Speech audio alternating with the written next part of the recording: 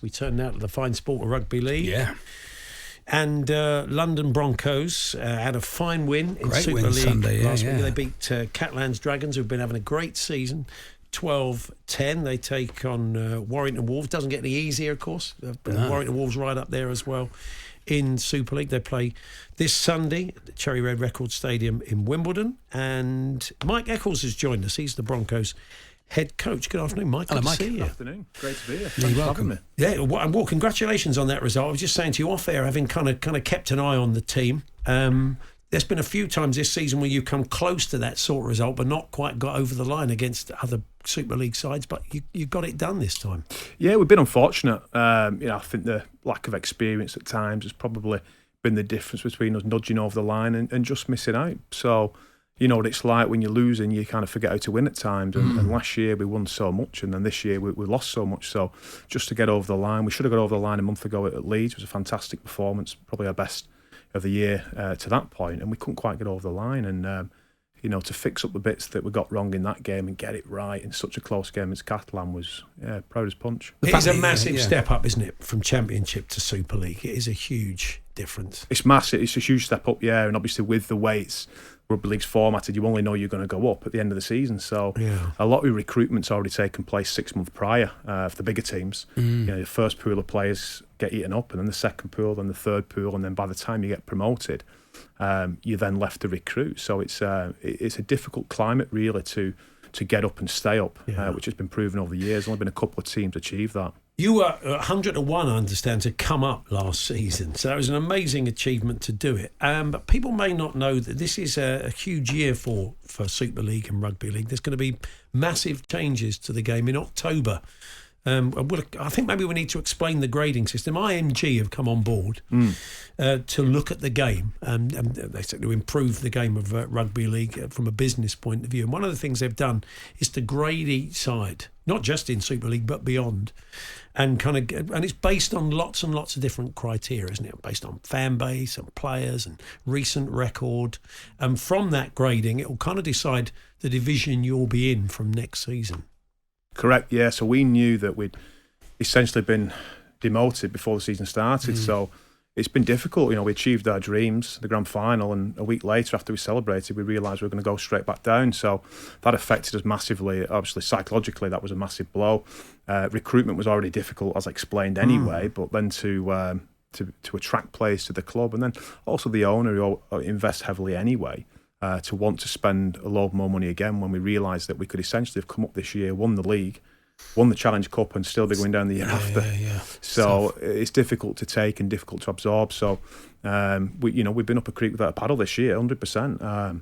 How have you kept the lads' chins up? I mean, you're the head coach. It falls to you, doesn't it? Keep when you're not winning week in, week out, and you've got that at the end of the season. What's been your main techniques for keeping them positive? Just togetherness, really. We're very open with where we're at as a group, as a staff. My staff around me have been fantastic. We pick each other up and we pick the boys up, and we're all in it together. We've had that siege mentality.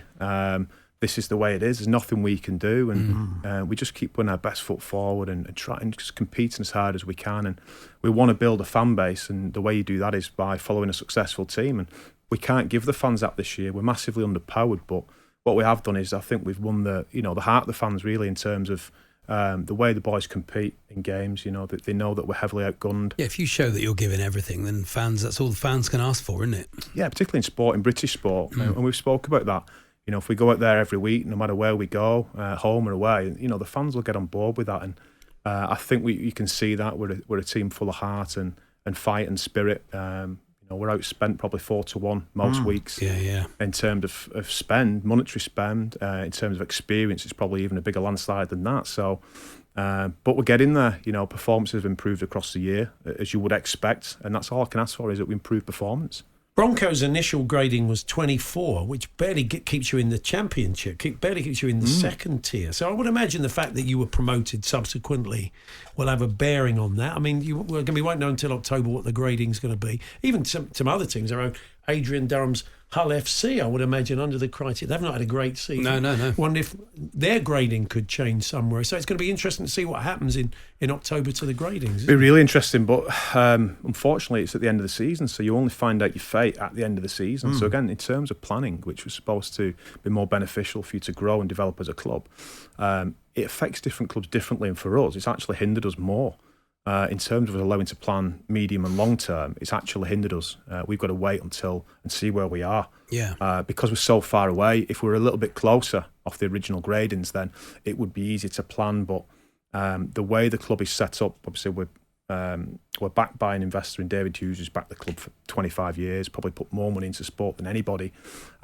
We've got to work out where that investment is best utilised. And when it was so damning, the report across all aspects of the club, and we were so far away, it was working that out and having to be patient, really. So in essence, it's actually hindered us, and we're having to work year to year at the minute. Yeah, it must have been disappointing to get them. One of the places you were marked down was catchment area, which is, seeing as you're the only professional club in the south of England, that's surprising. Did you understand that at the time? Did they explain that? No, we still don't understand it, and I think that's been disappointing, because I think some of the stuff that the IMG have put in place is required and it's needed. It's actually up standards across the game already, which has been great. Yeah. But there's things which have massively hindered teams outside the heartlands, and that criteria is meant to be so that you've got your own player pool, so you're not dipping into other player pools or fan bases, and we've not quite got full catchment points. So what the IMG have put in place, they've put in a few new things, but actually a lot of what they've put in was put in previously anyway, in terms of your fandom and your stadium, your on-field performance. That was already in place, but the rules probably weren't quite adhered to, or people weren't promoted or relegated based on that. It was still just on-field performance, where the catchment area was, and the fact that you produce your own players was a big part of the old criteria. Both of those things got taken away. So for us as a non-Heartlands club, it put us further down the rankings than what we probably thought. I mean, part of the job IMG want to do is to grow the game outside the Northern Heartland, you would think. So they would look kindly on you from that point of view. I mean, we've seen Wolfpack in Canada, Catlands are involved. They weren't before, until pretty recently. So it does seem strange. And they've got the games in Vegas next year. So you're thinking growing the game. It's always been difficult to get a foothold in London, hasn't it? It's quite hard, but it is a great game. When people watch it, I think they enjoy it. You just need more eyes on it, don't you, really? We certainly need more eyes. The owner was on Sky on the weekend, and he came out and said, we need 9,000 more fans. We have a 10,000 seat stadium. We're averaging around 3,500. We've had just over 5,500 in at one point this year as well. The crowds are growing, but you need to be in Super League to retain that support base and grow that support base, which unfortunately we're not going to be, or it doesn't look like we're going to be for a series of time. So it's catch-22 in terms of how we do that. And how we keep eyes on, and how we get up to the 3/4 capacity of the stadium, which the IMG require, which is for us around 7,500. So, but what the viewing figures are showing us, and what they've showed IMG, which they publicly stated, is that they saw London as key, because when they looked at the data and the tangibles from that, they saw that most of the ticket sales from the World Cup were actually from the south of England. We were surprised. Really? And they openly came out and said we were surprised by that and other metrics. The viewing figures, obviously, have been a drastic increase in viewing figures, a drastic spread in terms of the viewing figures because we're in it. So there are tangible things that you can look at and see the value of London as well. Yeah. But it's difficult at the minute with a very, very uncertain future for the club. Yeah. I mean, in terms of promotion and relegation, would the situation be, as things stand, that even if you went down to the Championship because of the grading system, had a fantastic season and won the Championship, that unless your grading was good enough, you wouldn't be allowed back into the Super League? No, so it's really difficult, because you're trying to work out the numbers on the spreadsheet in terms of how long it would take you.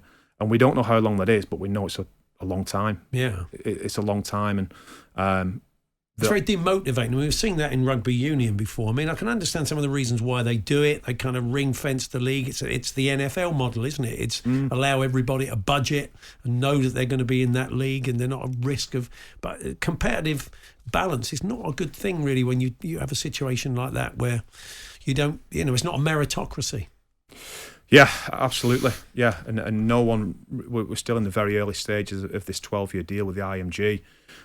They see London as key, but at the minute it's it's certainly hurting our development and progress, and we're probably at a sliding doors moment really this next few months, to be quite totally honest with you, in terms of how the future looks for us. But yeah, we just need to at some point understand exactly what we're required to do in a realistic time frame to be in Super League.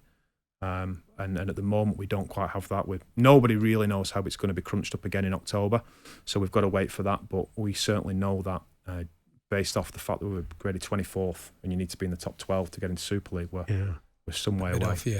Well, let's be a bit more positive. You've come off that fantastic win against Catalans. You're at home Sunday afternoon, 3:00, and you're straight after the game. It's a doubleheader. You got your reserves playing. Is that right? That's fantastic. Yeah. And that's been a big jewel in our crown is the amount of players that we produce. So, serious positives to London Rugby League is we've been promoted on merit. So in the past, for expansion teams, they got placed into Super League and not having to gain it on merit, and they got protected for a period of time.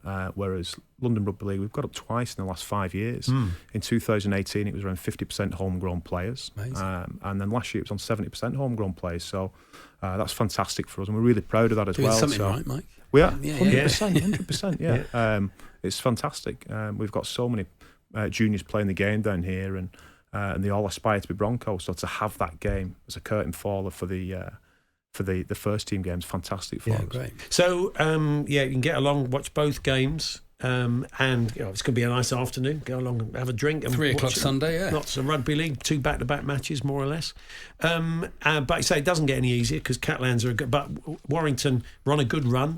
Old KR. They lost to Old KR last week, didn't they? So they're going to be smarting a bit, aren't they, Sam and the boys? I think they are. Yeah. It's going to be another tough game. A really tough game. Yeah, very good team. I think they were the form team up until Hull KR beat them at the weekend.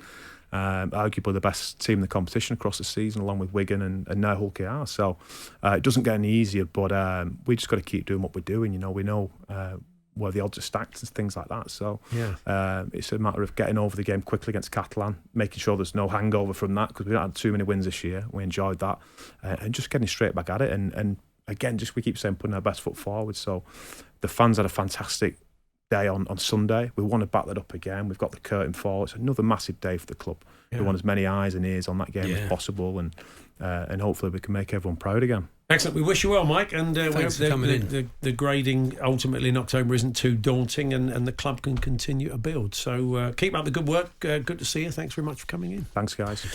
Mike Eccles, London Broncos head coach. Go along the Broncos website.